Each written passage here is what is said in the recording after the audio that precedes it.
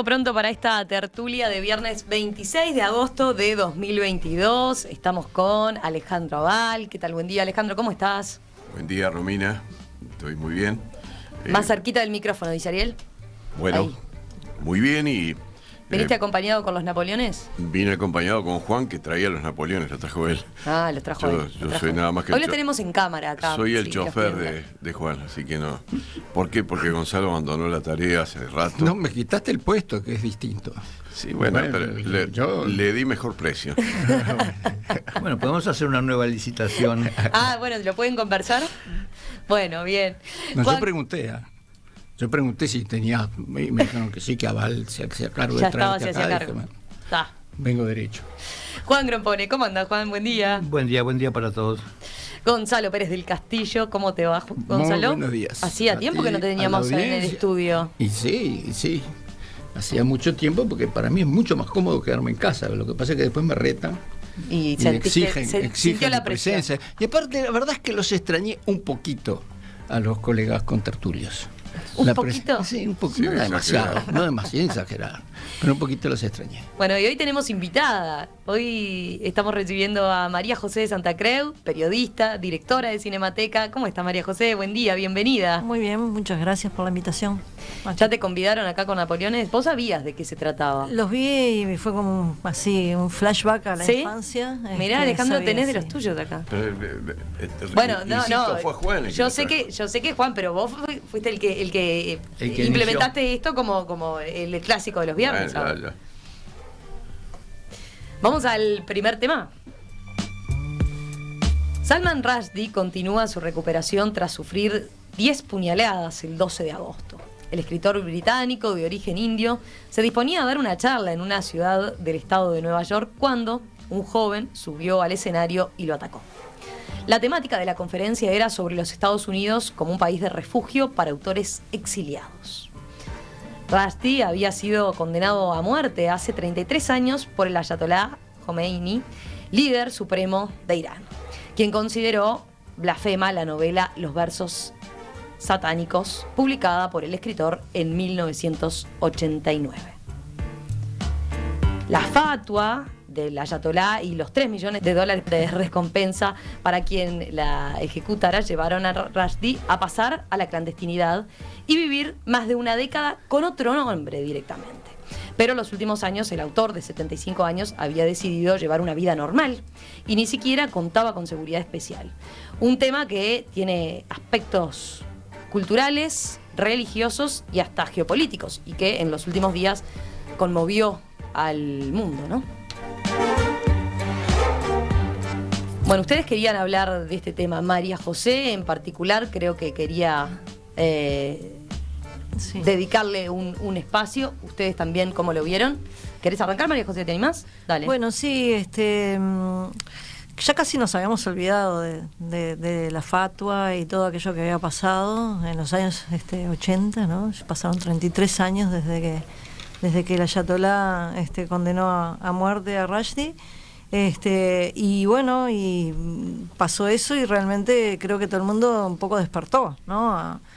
A que esta condena a muerte siguiera un poco en vigor y bueno, y creo que también el cambio de las circunstancias políticas llevaban a pensar, a ver qué podía haber detrás de esto, y todavía creo que no está muy claro, ¿no? Que no es muy fácil leer lo que pasó, porque nadie se pone de acuerdo si es realmente la ejecución de la fatua o si es alguien que por lo que se llama como un lobo solitario. Uh-huh. Que estamos hablando de quien cometió el ataque, era un joven, o es un joven de 24 años, ¿no? Sí. Estaba todavía, no había nacido ni siquiera cuando se dio esta situación. Sí, se llama Hadi Matar y es de Nueva Jersey y bueno, no sé, es medio raro pensar que un día se levantó y dijo voy a hacer efectiva una fatua de un libro que no leí, de un autor que no conozco y que sucedió, de un hecho que sucedió hace tantos años, pero también es difícil pensar qué utilidad, o sea, por qué razón en este momento puntual se hace efectivo este ataque, ¿no? Entonces, en todos estos años que transcurrieron, nosotros, al menos yo que yo me acuerdo, trabajaba en la revista Postdata, leía los escritores ingleses, eran como lo nuevo, ¿no? Toda la literatura de Martin Amis, Ian McEwan, Julian Barnes, y entre ellos Salman Rushdie, digamos, tenemos muy fresco todavía toda esa época y todo el avatar del autor, ¿no? Todo lo que tuvo que pasar, primero con una seguridad muy, muy grande, luego el público británico que empezó a sentirse, un poco, ¿por qué tenemos que estar dándole seguridad a este hombre a lo largo de todos estos años? Que hoy había quejas y había preocupación por lo que salía, protegerlo. Y luego el exilio de él en Estados Unidos, tierra que en la cual se sentía más seguro, y hasta llegar a este punto. En el medio escribió una autobiografía llamada Joseph Anton, que yo se las recomiendo porque a mí me resultó muy, muy, muy entretenida, muy cambia mucho el libro a lo largo de no sé, es un libro bastante grande, debe tener unas 400 páginas, cambia mucho de tono y va contando todo eso. Entonces, es un tema que creo que, y aparte que obviamente tiene que ver con lo que está pasando hoy, en mi opinión, con el acuerdo nuclear estadounidense-iraní, tiene muchas puntas, la verdad. A ver, ustedes, ¿qué puntas le ven? Yo simplemente añado lo que dijiste, que para redondear el asombro de lo que pasó, que se declara inocente. Eso dice la prensa, por lo menos, que se ha declarado inocente. Y cuando parecería de toda evidencia que será inocente, no sé, en sus intenciones, pero no en lo que hizo, porque efectivamente fue él que le dio, creo que 10 cuchillazos. Sí, ¿no? 10 puñaladas. 10 puñaladas, además para matarlo, no fue en el dedo del pie. Por otro lado, yo tengo que decir que nunca leí nada de este autor. Ni siquiera me tomé el trabajo de leer los versos satánicos, que, después de todo el lío que hubo, uno podría tener interés en leerlos. Pero no sé, capaz que me impresionó tanto la condena de Khomeini que capaz que fue por eso que nunca los leí. O nunca tuve acceso directo tampoco, nunca lo tuve el libro en mis manos como para mirarlo. Y tampoco leí los demás libros, ni siquiera el último autobiográfico que acabas de mencionar, que además no sé si está en castellano. A mí en inglés me cuesta mucho leer sí, algo largo, ¿no? Está en castellano y creo que, si bien obviamente si lees sus libros va a ser mucho más rico, en realidad es que es la crónica de un escape, ¿no? De ser digamos, sentirse como que lo estaban cazando, ¿no? Como una presa, digamos, es más de eso que es sobre literatura.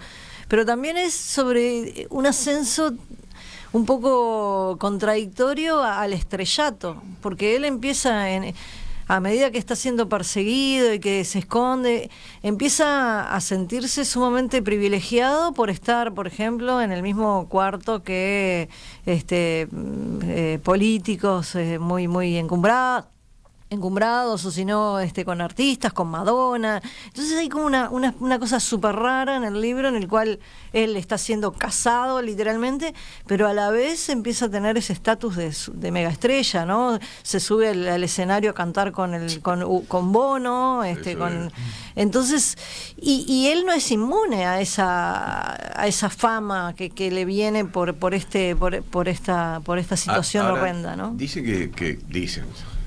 Yo nunca profundicé en el tema en lo personal, así que no puedo hablar con propiedad, pero dicen que todo esto se entronca con líos entre los sunitas y los chiitas, que vienen de ya la época de Khomeini, o sea, no es de ahora. Bueno, no. Desde Mahoma. No, muchachos, en relación a su persona. Después de la muerte. De la muerte, Mahoma, por eso. Pero digo que en relación a su persona vienen desde esa época ya.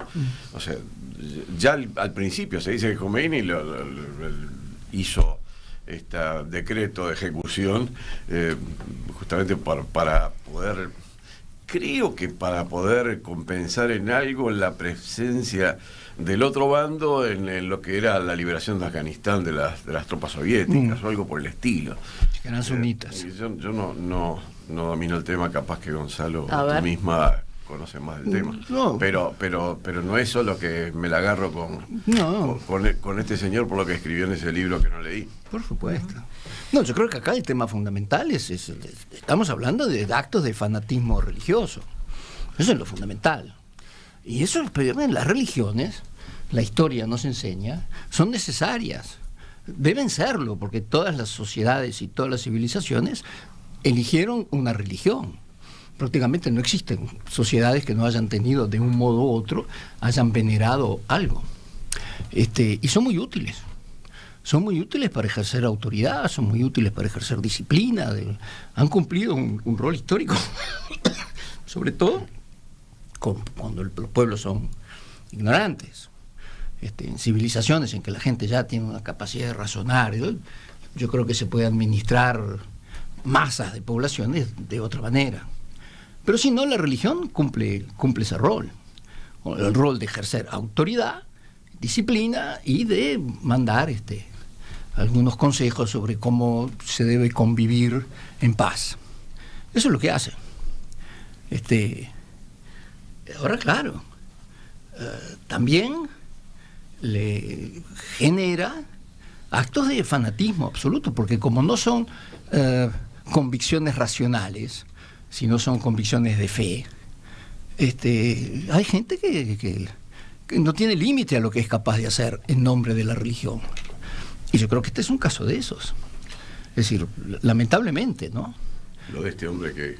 Lo de este señor que acuchilló 20 puñaladas y después salió diciendo que era inocente, aunque está filmado y lo agarró la policía con las manos en la masa. Sí, porque él estaba, Rushdie estaba a punto de hacer la conferencia, ¿no? Pero estaba el público, fue delante del público, conmocionó. Claro, pero él seguramente piensa que es inocente porque él lo hizo llamado por una voz divina que le llevó el puñal. Él es solo un instrumento de Dios, anda a saber qué está pensando. Pero ¿cuál fue la relación, perdóname Romina, sí, la relación de la condena de Jomeini con los líos entre los chiitas y los sunitas? ¿Lo tenés presente a eso?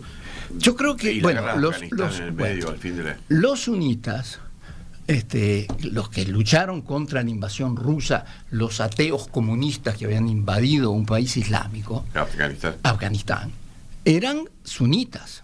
Sí. De ahí salió Al-Qaeda. El corazón del movimiento suní es el Saudi Arabia. Son los más conservadores. Fueron los que trataron de recuperar el poder cuando Mahoma hizo cosas insólitas como dejar que las mujeres y los negros se acercaran a la Kaaba. Para las autoridades musulmanes de la época era, que creo que se llamaban los Quraysh o algo así. Era porque una absoluta falta de respeto, pero bueno, como Mahoma lo decidió así, lo aceptaron. Pero en cuanto Mahoma murió y Mahoma quería que su hija Fátima y su marido y su yerno Ali fueran sus sucesores, que esos serían los chiitas, los viejos sacerdotes se opusieron. Y ahí es donde se quiebra el movimiento. Los que creían que los sucesores de Mahoma eran su hija y su marido, y los viejos sacerdotes, que ahora son los suníes, en Saudi Arabia. Y los otros quedaron, el centro de poder ahí quedó los chiitas, ¿no? Y ahí Jomeini Y ahí Jomeini se dio cuenta que estaba perdiendo. Te olvides que la entrada al poder de Jomeini fue un escándalo mundial, con la invasión de la embajada americana. Sí. Él era la voz de los musulmanes. Pero con todo esto de que se expulsaron a los rusos de Afganistán y los que estaban atrás de eso era un movimiento suní, evidentemente allí había una rivalidad. Una rivalidad que no va a cesar, porque nunca. Así estará, así seguirán, divididos, Juan, peligrosamente. No te hemos escuchado. A ver, vos tenés tus apuntes sobre el tema. ¿Lo leíste a Rushdie? Nunca leí los versos satánicos y fue deliberado. Es decir, me lo impidió porque me resultaba detestable la condena de Jomeini y detestable el fanatismo musulmán, y no quería interesarme nada que tuviera que ver con el Corán y sus presuntas desviaciones. Porque ya para mí por el Corán es todo falso, es decir, fue escrito por esos sacerdotes que heredaron a Mahoma, y fue escrito un siglo después de la muerte de Mahoma. Bueno, tampoco, viendo lo que pasó después, tampoco me gusta la vida fatua que tuvo Rushdie. Bueno, Khomeini, prefiero hablar de Khomeini. Khomeini fue quien desató el terrorismo islámico moderno. El terrorismo islámico empezó claramente por la prédica de Khomeini. Y fue quien resucitó el gobierno de los imanes, quien impulsó la Sharia en lugar del Estado moderno, y quien definitivamente impulsó a que los musulmanes regresaran a vivir en el siglo VIII, ¿no? Es decir, no puede ser que una sociedad pretenda todavía vivir en el siglo VIII y pretenda guiarse por este tipo de cosas. Y Rushdie es la imagen viviente de la intolerancia musulmana, ¿no? Representa todo lo que detesto y lo peor del opio de los pueblos. Y por eso no quiero decir más nada. No me gusta este tema. Porque te vas a quedar con nosotros. Fue con protesta. Fue con protesta. Alejandro, ¿vos tampoco te gustaba el tema? Bueno. No es que no me gustara, creo que es interesantísimo, pero no soy una persona apropiada para profundizar mucho, porque creo que hay que tener mucho conocimiento de los temas sobre los cuales hablaba en particular Gonzalo, ¿no, verdad?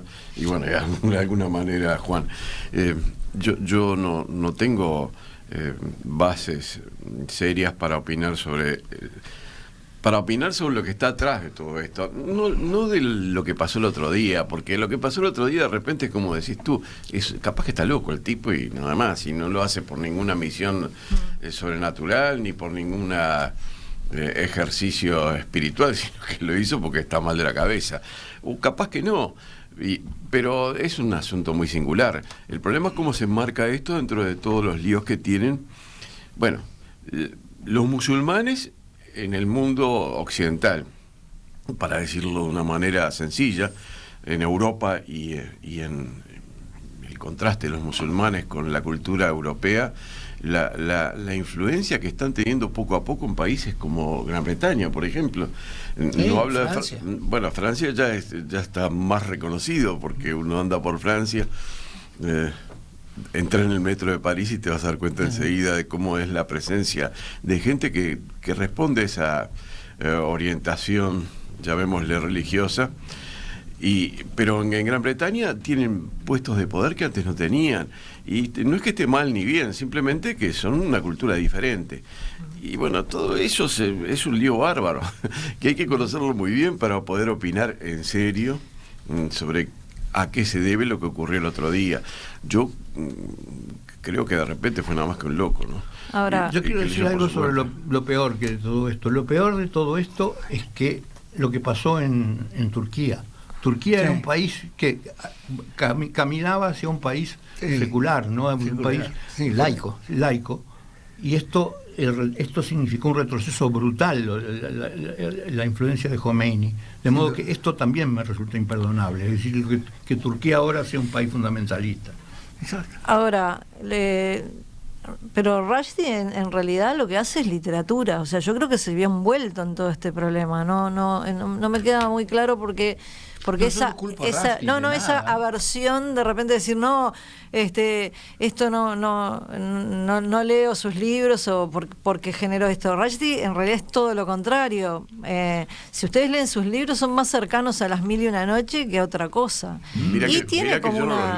Yo no lo leí porque no lo tenía. Tiene una postura, pero es absolutamente contraria, digamos, al fundamentalismo, digamos. Tiene una postura, él se burla. Me quiero explicar. Quiero defender Las Mil y una noche. Quiero defender Las Mil y una noche que fueron escritas en Egipto, que era el lugar más liberal de todo el Islam, ¿no?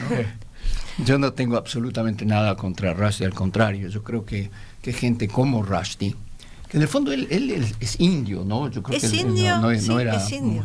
Pero así que no le cabe a él. Pero a mí me parece, lo he dicho varias veces esto, yo creo que cuando hay fanáticos como este señor y varios más, cuando existe la posibilidad de que un ayatollah condene a muerte a una persona así, urbi et orbi, y que esa condena después se cumple, como ha sucedido por algún fanático, por lo que tú quieras, o por algún... Yo creo que los religiosos musulmanes tienen una obligación moral de denunciar estas cosas y de apartarse de ellas y decir que esto no tiene nada que ver con las enseñanzas del profeta. Es decir, yo creo que tienen la obligación moral de hacerlo. Claro. Como creo, y ahora voy a cambiar de tema, que nosotros ahora en el mundo democrático liberal occidental tenemos la absoluta obligación de estar denunciando las barbaridades que se están haciendo en el mundo occidental. Pero vos no y las contradicciones, y tenemos la obligación, somos nosotros los que lo tenemos que hacer. Yo, los musulmanes, siempre les digo eso, pero los que tienen que denunciar esto son ustedes. Tendría que haber unos movimientos de rechazo absoluto por los millones de musulmanes que existen en el mundo. Creo que son 1.000, yo decía 1.300, pero un día Susana Mangana me corrigió y me dijo que eran casi 2.000 millones. Son muchísimos. Son ellos los primeros que tienen que indignarse, y yo no veo eso. No lo veo. No veo que los musulmanes salgan a decir esto es absolutamente inadmisible, este tipo es un loco de la guerra, nuestra religión no tiene nada que ver con estas cosas. No lo hacen. Bueno, pero Khomeini le había dado la orden por eso, de que se hiciera. O sea que es un loco de la guerra para no mí. puede tampoco decir no estamos de acuerdo con este señor y sin embargo estamos de acuerdo con Khomeini. Bueno. Si no estás de acuerdo con uno, no estás de acuerdo con el otro tampoco. Tú podés ser perfectamente católico y no estar de acuerdo con el Papa. Bueno, pero... Sí, pero cuando la organización, justamente los musulmanes, la posibilidad de organización que tienen es religiosa, ¿no? Yo creo que ellos son víctimas también de esto, empezando por Rushdie, ¿no? que creo que en ningún momento pensó, y creo que fue utilizado por un Khomeini que estaba muriendo, que murió el mismo año que hizo la fatwa, que había tenido la desastrosa guerra con Irak, ¿no? Y que estaba digamos viendo cómo se estaban peleando ya para ver quién tomaba la autoridad, ¿no? de luego que él se muriera. Pero yo qué sé, yo creo que decir, bueno, los musulmanes deberían hacer tal cosa, es como difícil decir, bueno, ¿y cómo podrían organizar un movimiento de masas musulmán, o sea, que es basado en una religión? Para manifestarse a nivel mundial en contra de lo que está pasando de estos atentados. No sé si no es difícil. Juan quiere hablar desesperadamente. ¿Pero por qué? Yo quiero decir cómo se pueden hacerlo. A ver, a mí me interesa eso. Mahoma era muchísimo mejor que los musulmanes actuales. Es decir, Mahoma fue traicionado, el Corán fue una cuestión que exacerbó una cantidad de cosas. Mahoma era muchísimo más tolerante de lo que son los musulmanes ahora. ¿No? Y no escribió él la Sharia. Es decir, que lo que tienen que hacer es volver a la fuente, volver a las fuentes y volver a lo que realmente eran las cosas. Sí, pero no te olvides que hay interpretadores de la fuente, eso es lo peligroso. Bueno, el Corán es una interpretación. Bueno, pero el Corán se escribió mucho después que un siglo después de muerto Mahoma, ¿no? Sí. No, pero María José, yo sinceramente creo que sí se puede hacer. Por todos los medios de comunicación que existen hoy en el mundo. Yo creo que el mundo musulmán, yo me imagino que esta gente realmente cree en los valores de eso. Si yo evidentemente no soy un musulmán, como no creo en esas cosas, es difícil para mí defender eso. Pero si yo fuera un musulmán, yo diría, mire, la religión nuestra está basada en estos valores y estas cosas de la fatwa y el loco de la guerra del Khomeini no tiene nada que ver con los valores fundamentales que nosotros defendemos. Y hacerlo, porque algunos lo hacen. Pero algunos lo han dicho. Sí, algunos lo hacen. Bueno, y Rushdie posiblemente haya sido... líderes musulmanes. Yo contra Rushdie no tengo nada. Pero sí tengo contra todos los demás que se quedan callados, porque son muchos millones. Y estas cosas están pasando, y estos no dicen nada. No, sí, nos indignamos nosotros. Ha habido voces de apoyo, ¿no? Sí, pero tiene que haber de millón de veces más. No, de apoyo. Al loco de la guerra Sí. Y bueno, ¿qué vas a hacer? ¿Qué querés? Ya volvemos, cambiamos de tema, hablamos de un tema cultural que tiene que ver con nuestro país.